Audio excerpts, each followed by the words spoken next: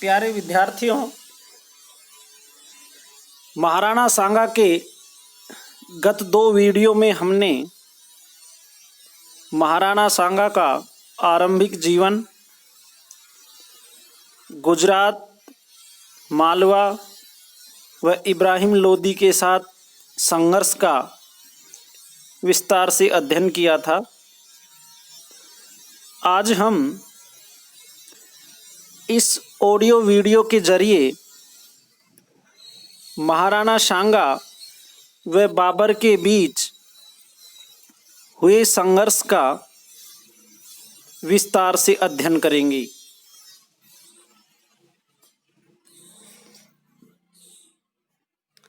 विद्यार्थियों,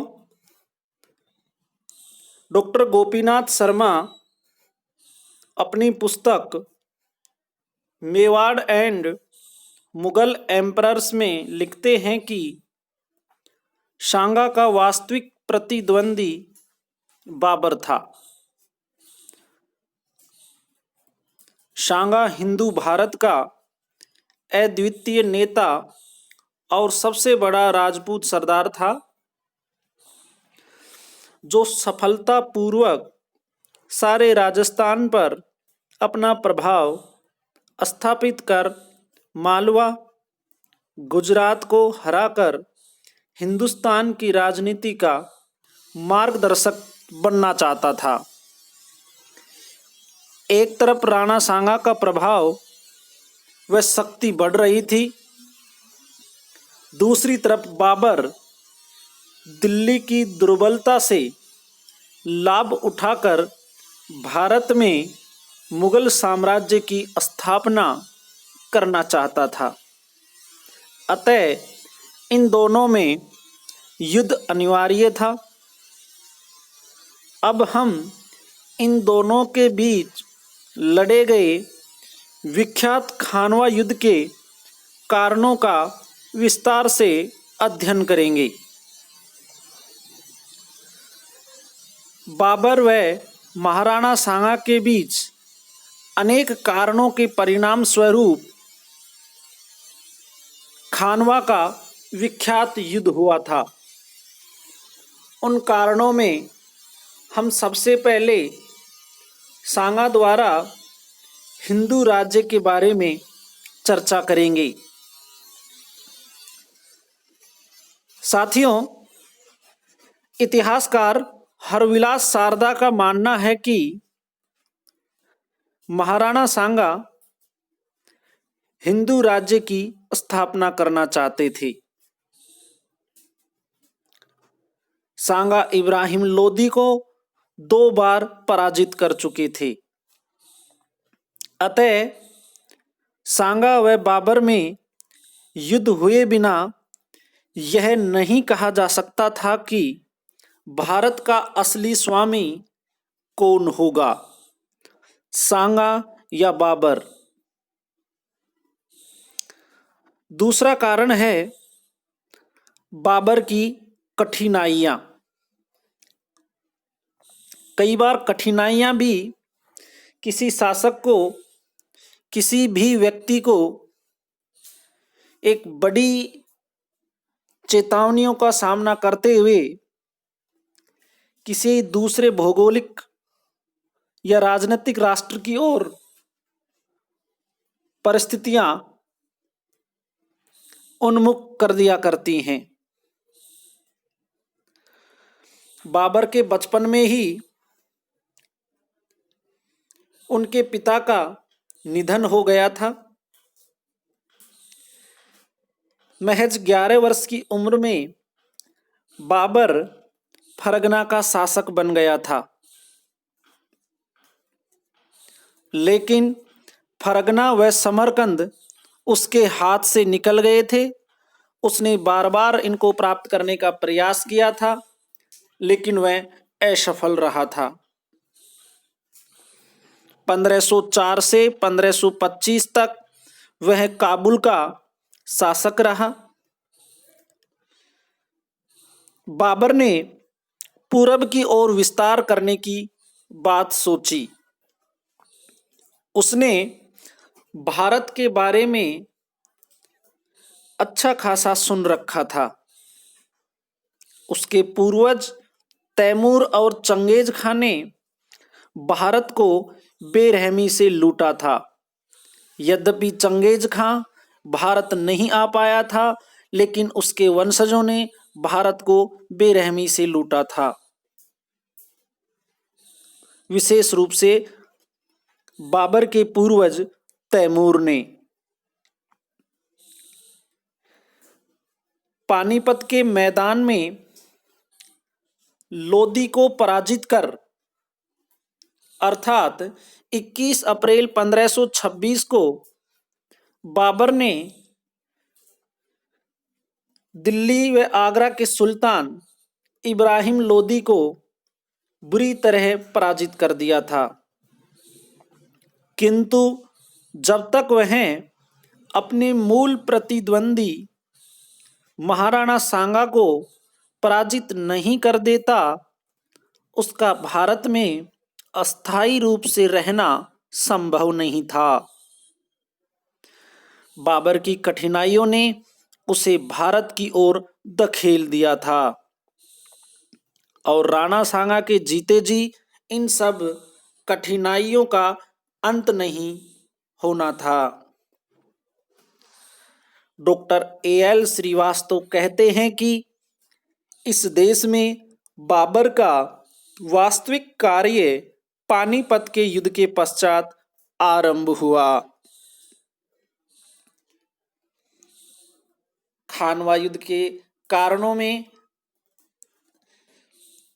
सांगा द्वारा या ये कहें बाबर द्वारा अपनी आत्मकथा में सांगा के ऊपर वचन भंग का आरोप लगाना भी रहा।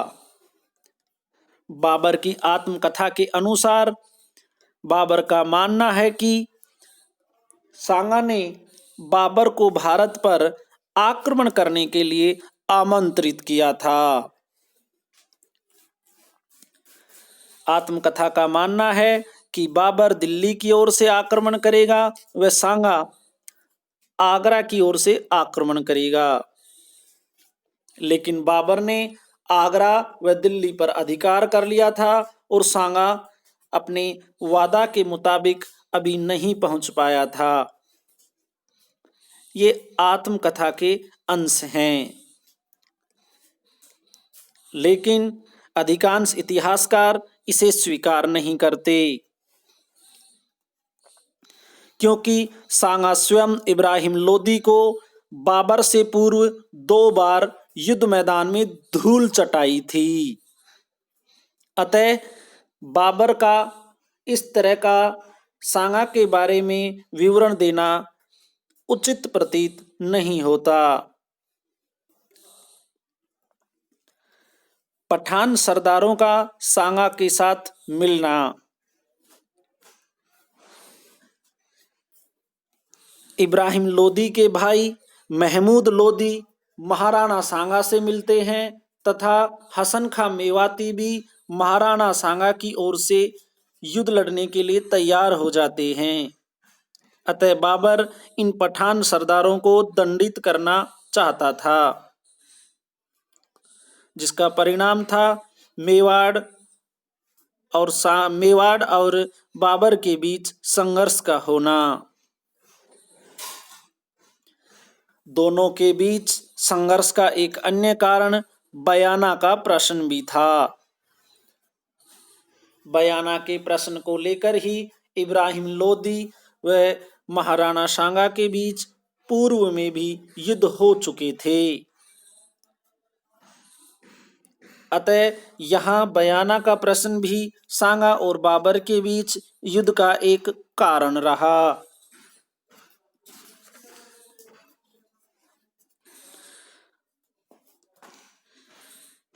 इस तरह से बाबर और महाराणा सांगा के बीच अनेक कारणों के परिणाम स्वरूप खानवा का युद्ध हुआ। खानवा के युद्ध से पूर्व बाबर और सांगा की पहली भिड़ंत बयाना के निकट हुई। यह भिड़ंत फरवरी 1527 में हुई थी। इस युद्ध में बाबर की सेना हारकर भाग खड़ी हुई थी। बाबर ने सांगा से सुलह करनी चाही, पर सांगा आगे बढ़ता ही गया, जिसका परिणाम था खानवा का युद्ध। खानवा युद्ध से पूर्व काबुल से आए एक ज्योतिषी मोहम्मद शरीफ ने बाबर की पराजय के संकेत दिए थे। प्रतिक्रिया स्वरूप बाबर ने अपने सैनिकों में जोश उत्पन्न करने हेतु तमगा कर, रसूम कर माफ कर दिया था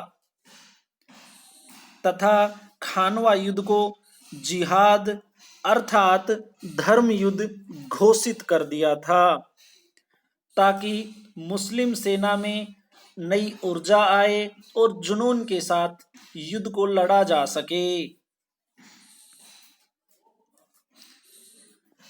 खानवा के युद्ध से पूर्व राणा सांगा ने एक नई नीति अपनाई थी। इस नई नीति के तहत उसने अपने एक वीर सामंत व सेनापति बालावत को पाथीपेखन नीति के अंतर्गत राजपूत शासकों के पास निमंत्रण भेजा था। खानवा के युद्ध में महाराणा सांगा के प्रमुख सहयोगी निम्नलिखित हैं। महमूद लोदी, जो कि इब्राहिम लोदी का भाई था। हसन खां मेवाती, यह एक पठान सरदार था। आमेर का शासक पृथ्वीराज कछवाहा। यद्यपि इस समय आमेर का शासक